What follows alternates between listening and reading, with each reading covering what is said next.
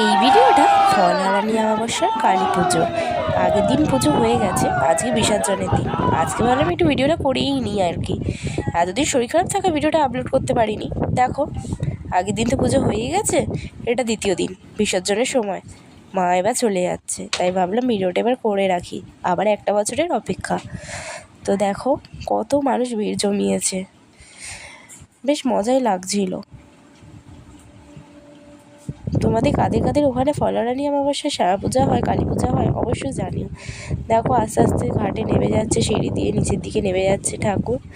তো এবার সবাই নিয়ে এবার বিসর্জন দিয়ে দেবে। জয় মা কালী, আবার এসো। ভালো লাগলে ভিডিওটা লাইক করে সাবস্ক্রাইব করো। বাই।